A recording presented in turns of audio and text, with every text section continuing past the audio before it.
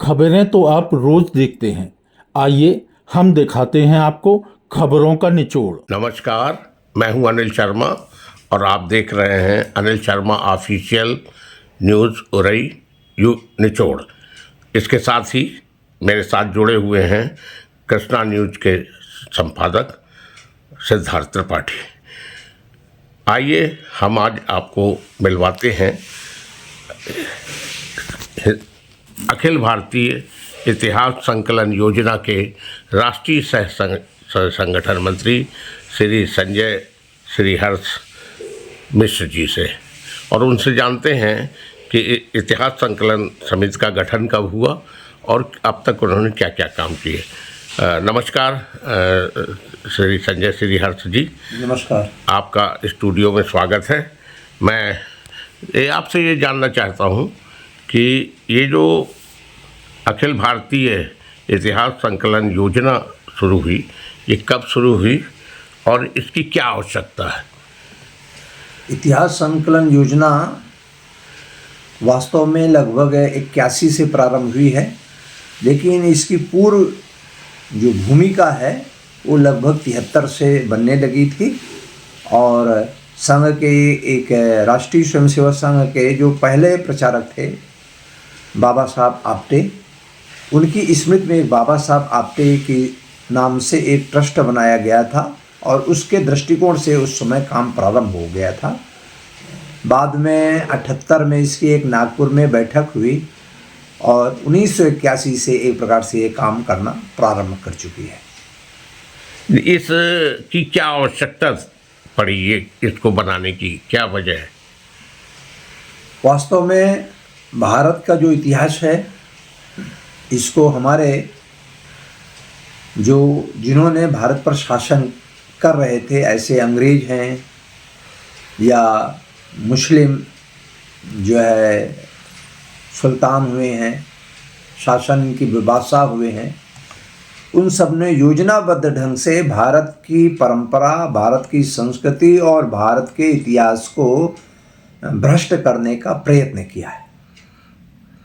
सबसे पहले तो हमारे जो शिक्षा के केंद्र थे, हमारी जो पांडुलिपियाँ थी, हमारे जो कलाकृति थे, हमारे जो मंदिर थे, हमारे जो पुस्तकालय थे, इनको इन्होंने विध्वंस किया, नष्ट किया। अंग्रेजों ने आकर के और योजनाबद्ध ढंग से हमारे संस्थानों को नष्ट करने का प्रयत्न किया। हमारे जो इतिहास थे उसकी जो पढ़ाने की जो पद्धतियाँ थी, समाज में उसको जो बतलाने की पद्धतियाँ थी, उनको उन्होंने समाप्त किया, भ्रष्ट किया। उनके संसाधन उनसे छीन लिए, हमारे गुरुकुल उन्होंने ध्वंस कर दिए।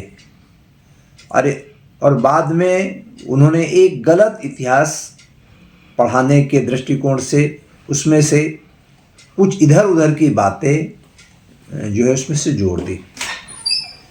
और जर्मन एक इतिहासकार कहता है कि भारत के इतिहास को जब हम पढ़ते हैं तो लगता है कि भारत के शत्रुओं ने भारत का इतिहास लिखा है।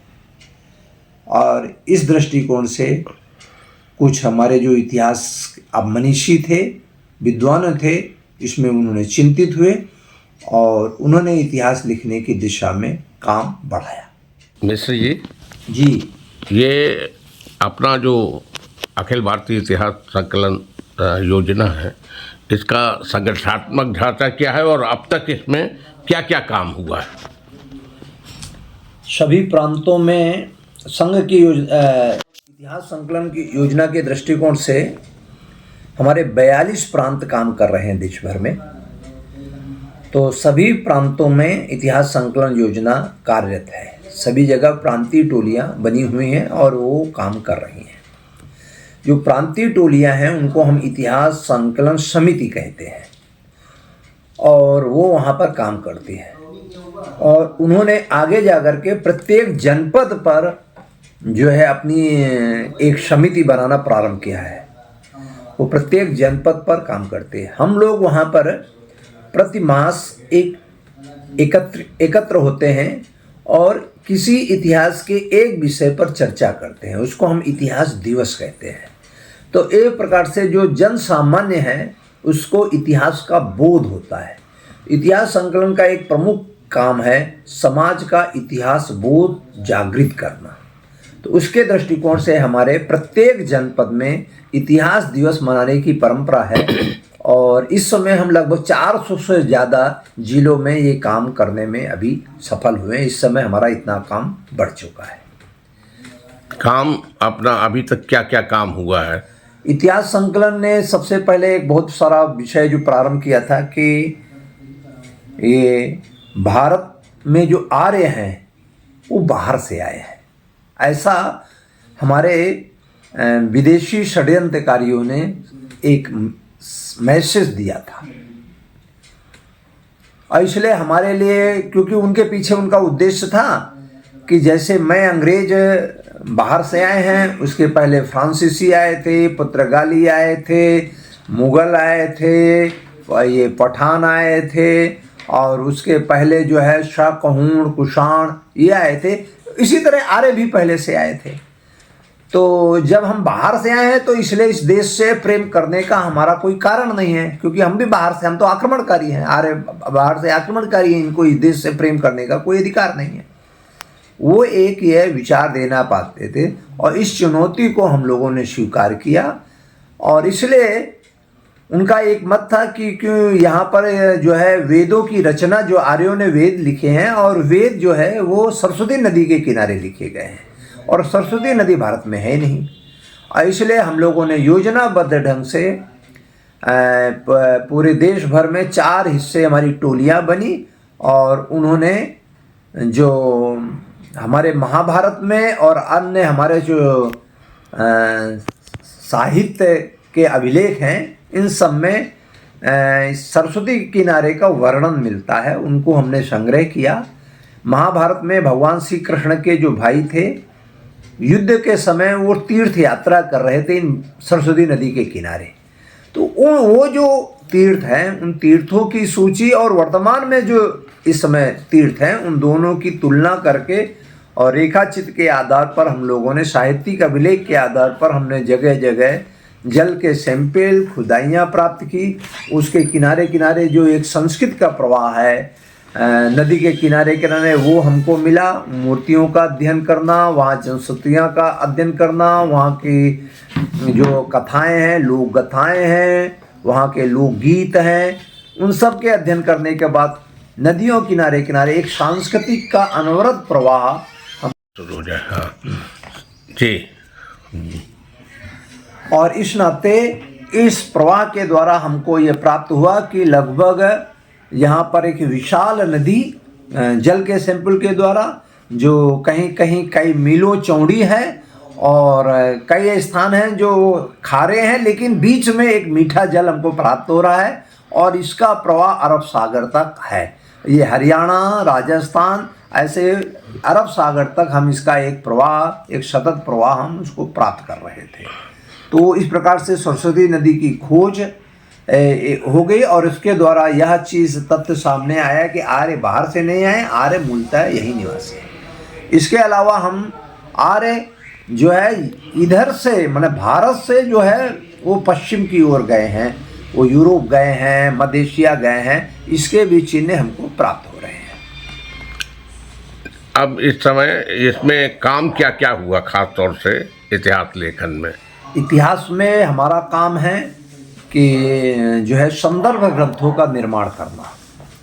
तो इसके दृष्टिकोण से अभी हमने जो आज़ादी के जो 75 वर्ष हुए थे, उसमें हमारे जो पहले विद्वान थे जिन्होंने ऐसे संदर्भ ग्रंथ तैयार किए थे, लेकिन योजनाबद्ध ढंग से उनको मार्केट से गायब कर दिया गया था, उनको समाप्त कर दिया गया था।